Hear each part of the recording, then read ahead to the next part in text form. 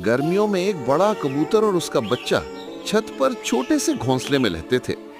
दिन भर बड़ा कबूतर दाने और पानी लाता और बच्चा अपनी छोटी चोंच से खेलता रहता। कभी वो छत के किनारे बैठकर हवा के झोंकों में खुश होते, कभी सूरज डूबते देखकर आसमान के रंग बदलते महसूस करते। शाम के वक्त दोनों एक साथ बैठकर पुरसुकून लम्हात गुजारते और छोटे से घोंसले में मोहब्बत और खुशी भरते।